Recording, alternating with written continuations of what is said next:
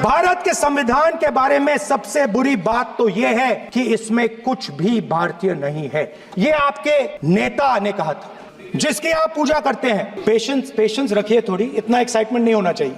जैसे द्रोणाचार्य जी ने एकलव्य का अंगूठा काटा, वैसे ही आप पूरे देश का अंगूठा काटने में लगे हुए हो। जब आपने अग्निवीर लागू किया तो आपने उन युवाओं की उंगली काटी। जब आप पेपर लीक कराते हो, 70 बार आपने पेपर लीक करवाया है, तब आप हिंदुस्तान के युवाओं का अंगूठा काटते हो। आपने किसानों पर टीयर गैस चलाया है, आपने किसानों पर लाठीचार्ज किया है। किसान आपसे एमएसपी मांगते हैं, सही दाम मांगते हैं, मगर आप अदानी को फायदा पहुंचाते हो, अंबानी को फायदा पहुंचाते हो और किसान का अंगूठा काटने का काम करते हो। कॉन्स्टिट्यूशन में कहीं नहीं लिखा है कि पेपर लीक होना चाहिए, कॉन्स्टिट्यूशन में कहीं नहीं लिखा है कि अग्निवीर होना चाहिए, कॉन्स्टिट्यूशन में ये सब नहीं लिखा है। इसलिए मैं यहां रेस कर रहा हूं। कॉन्स्टिट्यूशन में नहीं लिखा है कि हिंदुस्तान के युवाओं का अंगूठा काटना चाहिए, उनका जो हुनर है उनसे छीना जाना चाहिए। ये कॉन्स्टिट्यूशन में कहां लिखा है कि जो बलात्कार करते हैं वो बाहर रहे, और जिसका रेप हुआ है, जिसके परिवार, उस परिवार को बंद कर दिया जाए? कहां लिखा है कॉन्स्टिट्यूशन में? ये आपकी किताब में लिखा हुआ है, मनुस्मृति में लिखा है, मगर कॉन्स्टिट्यूशन में नहीं लिखा। बीजेपी के लोग कॉन्स्टिट्यूशन पर 24 घंटा आक्रमण करते रहते हैं। कॉन्स्टिट्यूशन में लिखा है 5 लोगों को गोली मार के हत्या कर दी। ये कहां लिखा है कॉन्स्टिट्यूशन में? जहां भी आप जाते हो, एक धर्म को दूसरे धर्म से लड़ाते हो, नफरत फैलाते हो। कहां लिखा है कॉन्स्टिट्यूशन में? कहां लिखा है कॉन्स्टिट्यूशन में कि एक धर्म को दूसरे धर्म से लड़ाना है? कहां लिखा है कॉन्स्टिट्यूशन में कि दलित परिवार को बंद करके अंदर रखना है और उनके अपराधियों को बाहर घूमने देना है? कौन से कॉन्स्टिट्यूशन में लिखा है? आप देख रहे हैं देश लाइव, देश की आवाज। भारत के संविधान के बारे में सबसे बुरी बात तो यह है कि इसमें कुछ भी भारतीय नहीं है। भारत के संविधान के बारे में सबसे बुरी बात तो यह है कि इसमें कुछ भी भारतीय नहीं है। यह आपके नेता ने कहा था, जिसकी आप पूजा करते हैं। जैसे हिंदुस्तान पहले चलाया जाता था, वैसे ही आप हिंदुस्तान को चलाना चाहते हो। मैं बता रहा हूं, आ रहा हूं। पेशेंस रखिए थोड़ी, इतना एक्साइटमेंट नहीं होना चाहिए। स्पीकर सर, जब मैं छोटा था दिल्ली में, स्पीकर सर, दिल्ली के चारों ओर जंगल हुआ करता था। जो आज यहां रहते हैं उनको ताज्जुब होगा कि एम्स के बिल्कुल बगल में जंगल शुरू होता था। जहां रेलवे म्यूजियम है वहां पे जंगल शुरू होता था। वैसे ही जंगल में, दोनों नॉर्थ और साउथ, वैसे ही जंगल में हजारों साल पहले एक युवा, 6-7 साल का युवा, हर रोज सुबह उठ के 4 बजे उठ के, एक बच्चा, वाह बहुत बढ़िया, एक बच्चा 4 बजे उठ के तपस्या करता था। हर रोज सुबह तपस्या, हर रोज सुबह वो धनुष उठाकर तीर कमान चलाता था और घंटे उसने तपस्या की, सालों के लिए उसने तपस्या की।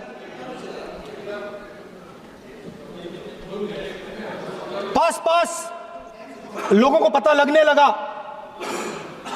कि लड़का है। यही तो आप नहीं समझ सकते हो, यही तो प्रॉब्लम है। धनुष में तपस्या है, मनरेगा के काम करने में तपस्या है। तपस्या का मतलब शरीर में गर्मी पैदा करना, समझिए। हाँ, तब का ये मतलब है, तपस्या का ये मतलब है। तो ये तपस्या कर रहा था। लोगों को पता लगा और वो गुरु के पास गया।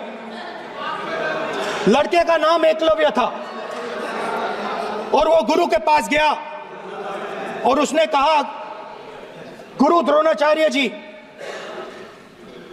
मैं सालों से धनुष चलाना सीख रहा हूं, मैंने अपनी पूरी शक्ति इसमें डाली है,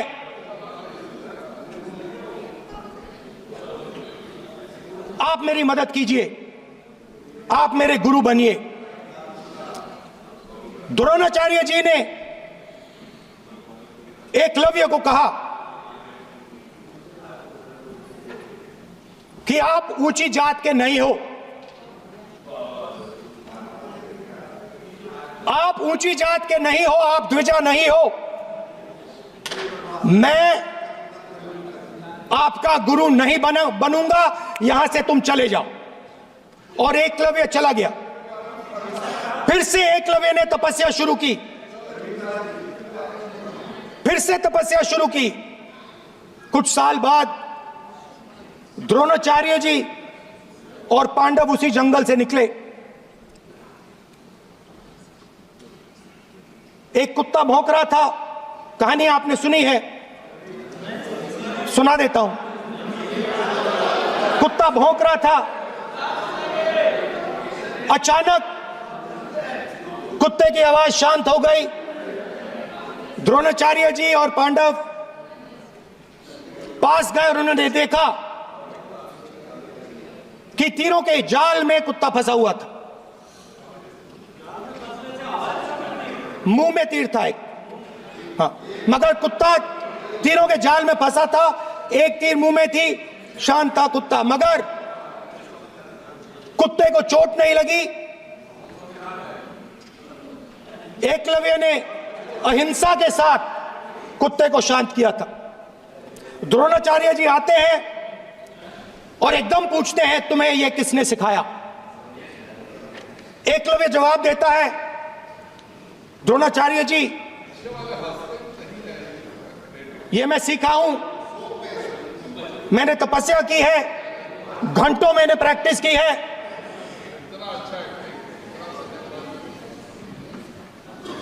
आपने मुझे गुरु बनने से मना किया था, तो मैंने एक मूर्ति, मट्टी की मूर्ति सामने रखी और मैंने प्रैक्टिस की और मैं सीखा। द्रोणाचार्य जी खुश नहीं हुए। द्रोणाचार्य जी ने एकदम कहा, तुम्हें मुझे गुरु दक्षिणा देनी है। नहीं नहीं, ये आपकी स्टोरी है, ये आपकी स्टोरी है। मेरी स्टोरी है कि द्रोणाचार्य ने पूछा,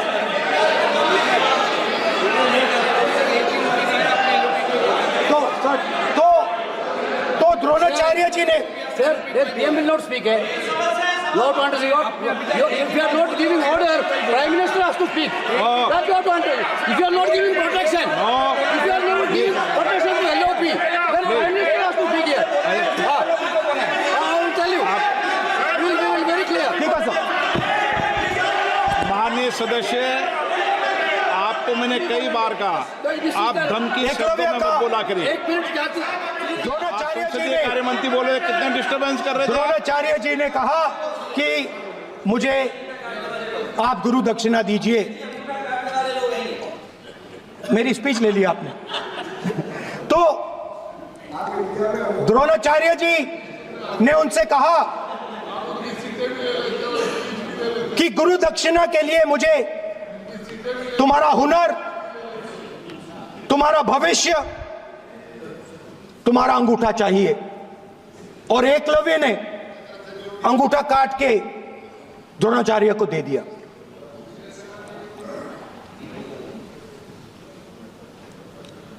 यह अभय मुद्रा है। इसमें कॉन्फिडेंस, स्ट्रेंथ, निडरता कहां से आती है? हुनर से आती है, इस अंगूठे से आती है। ये लोग इसके खिलाफ हैं। जैसे द्रोणाचार्य जी ने एकलव्य का अंगूठा काटा, वैसे ही आप पूरे देश का अंगूठा काटने में लगे हुए हो। आप जैसे ही एकलव्य का, जैसे द्रोणाचार्य जी ने एकलव्य का अंगूठा काटा, वैसे ही आप हिंदुस्तान के युवाओं का, जैसे ही एकलव्य ने,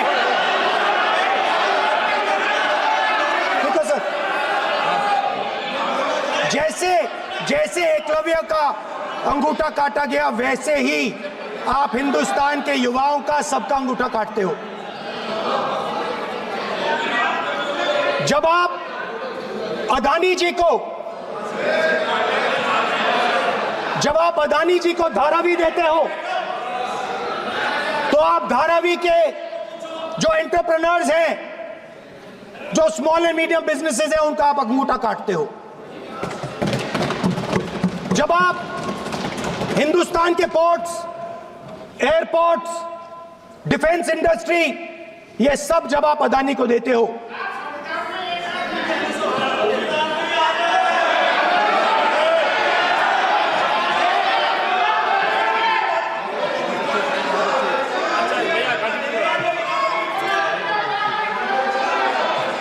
हिंदुस्तान के सारे जो फेयर प्ले बिजनेसेस हैं, जो ईमानदारी से काम करते हैं, आप उन सब का अंगूठा काटते हो जब आप अदानी की मदद करते हो। कॉन्स्टिट्यूशन में लैटरल एंट्री कर आप हिंदुस्तान के युवाओं का, पिछड़ों का, गरीबों का अंगूठा काटते हो।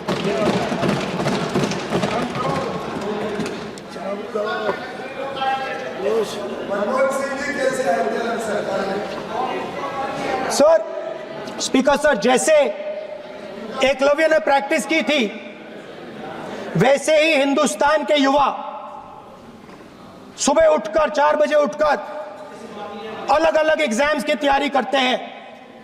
आपने देखा होगा, पहले हजारों युवा सुबह उठकर रनिंग करते थे, वेट ट्रेनिंग करते थे आर्मी में जाने के लिए।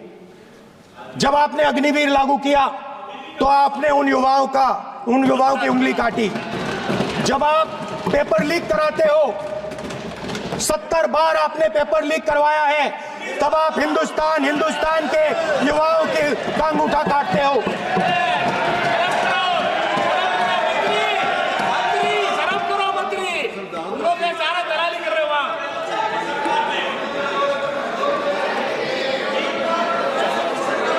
आज बाहर, दिल्ली के बाहर आपने किसानों पर टीयर गैस चलाया है, आपने किसानों पर लाठीचार्ज किया है। किसान आपसे एमएसपी मांगते हैं, सही दाम मांगते हैं, मगर आप अदानी को फायदा पहुंचाते हो, अंबानी को फायदा पहुंचाते हो और किसान का अंगूठा काटने का काम करते हो। देखिए, हम कहते हैं अभय मुद्रा, हम कहते हैं डरो मत, आप कहते हो हम आपका अंगूठा काट देंगे। ये फर्क है। एक तरफ कौन सर बोले, मेरे कहना है कि हम एक मिनट प्लीज बैठिए, आप बैठिए, प्लीज बैठिए, आप बैठिए। आज हम भारत के संविधान की 75 वर्ष की गौरवशाली यात्रा कर रहे हैं और कर भाई ये चर्चा हुई थी। कॉन्स्टिट्यूशन में कहीं नहीं लिखा है कि मोनोपोली होनी चाहिए। कॉन्स्टिट्यूशन में कहीं नहीं लिखा है कि पेपर लीक होना चाहिए। कॉन्स्टिट्यूशन में कहीं नहीं लिखा है कि अग्निवीर होना चाहिए। कॉन्स्टिट्यूशन में ये सब नहीं लिखा है, इसलिए मैं यहां रेस कर रहा हूं। कॉन्स्टिट्यूशन में नहीं लिखा है कि हिंदुस्तान के युवाओं का अंगूठा काटना चाहिए, उनका जो हुनर है उनसे छीना जाना चाहिए।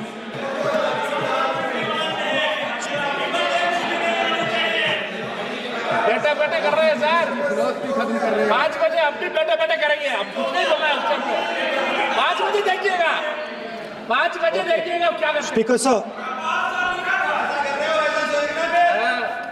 मिलेगा। मैं कुछ दिन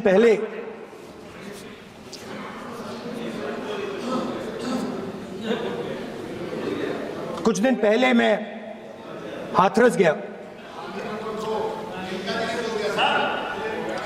कुछ दिन पहले मैं हाथरस गया। हाथरस में 4 साल पहले एक लड़की का बलात्कार होता है। गैंग रेप होता है। 3-4 लोग गैंग रेप करते हैं। मैं 2-3 दिन पहले उस लड़की के परिवार के घर में गया।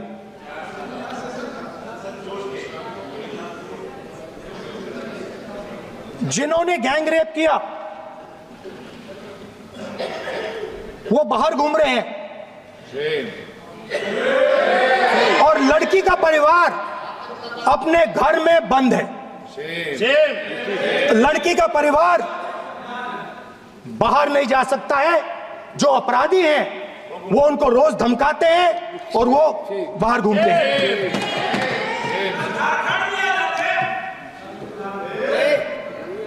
परिवार ने मुझे बताया कि बेटी का जो अंतिम संस्कार था वो भी नहीं करने दिया और चीफ मिनिस्टर ने इसके बारे में खुलकर मीडिया में झूठ बोला है। ये कॉन्स्टिट्यूशन में कहां लिखा है? ये कॉन्स्टिट्यूशन में कहां लिखा है कि जो बलात्कार करते हैं वो बाहर रहे और जिसका रेप हुआ है, जिसके परिवार, उस परिवार को बंद कर दिया जाए? कहां लिखा है कॉन्स्टिट्यूशन में?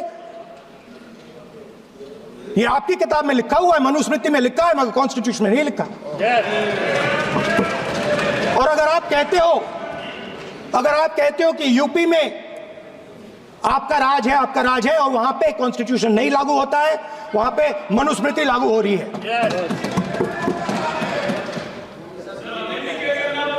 परिवार ने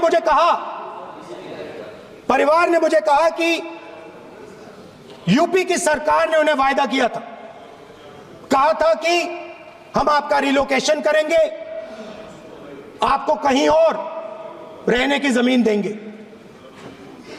आज तक 4 साल हो गए हैं, आज तक उनका रिलोकेशन नहीं किया गया है। और हर रोज उन्होंने मुझे फोटो दिखाई, वो बाहर निकलते हैं और जिन्होंने बलात्कार किया वो धमकाते हैं उनको। तो मैं इस हाउस में कहना चाहता हूं कि अंबेडकर जी के संविधान वाले लोग, इंडिया गठबंधन वाले लोग, हम सब मिलकर उस परिवार का रिलोकेशन हम करेंगे अगर आप नहीं करोगे तो। और हिंदुस्तान के हर गरीब व्यक्ति को हम ये कहना चाहते हैं, आपकी रक्षा कॉन्स्टिट्यूशन करता है और ये बीजेपी के लोग कॉन्स्टिट्यूशन पर 24 घंटा आक्रमण करते रहते हैं। कॉन्स्टिट्यूशन में लिखा है 5 लोगों को गोली मार के हत्या कर दी। ये कहां लिखा है कॉन्स्टिट्यूशन में? ये कहां लिखा है कॉन्स्टिट्यूशन में? तो लिखा है prohibition of discrimination of grounds of religion. और जहां भी आप जाते हो, एक धर्म को दूसरे धर्म से लड़ाते हो, नफरत फैलाते हो। कहां लिखा है कॉन्स्टिट्यूशन में? कहां लिखा है कॉन्स्टिट्यूशन में कि एक धर्म को दूसरे धर्म से लड़ाना है? कहां लिखा है कॉन्स्टिट्यूशन में कि दलित परिवार को बंद करके अंदर रखना है और उनके अपराधियों को बाहर घूमने देना है? कौन से कॉन्स्टिट्यूशन में लिखा है? मुझे दिखाइए।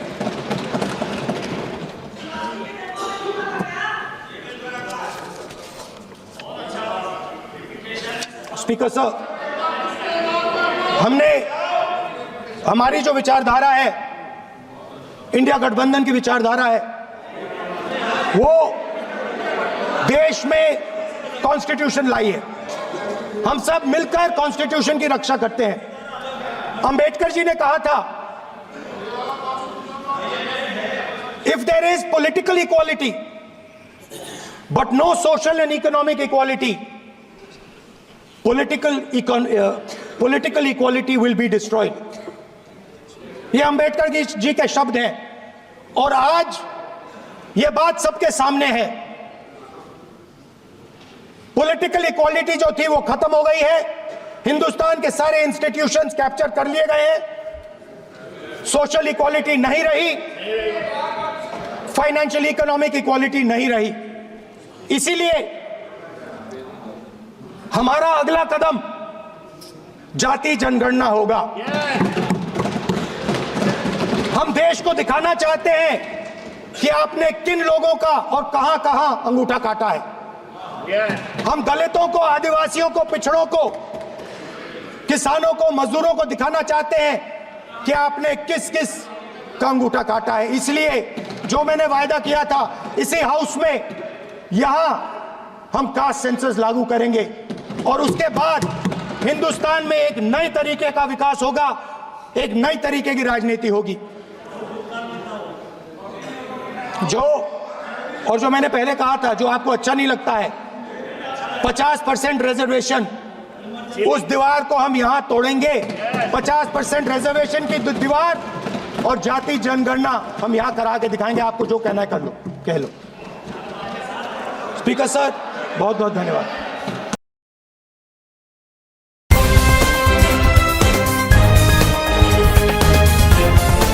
देश और दुनिया की तमाम छोटी और बड़ी खबरों के लिए हमारे चैनल को सब्सक्राइब करना न भूलें और बेल का बटन जरूर दबाएं।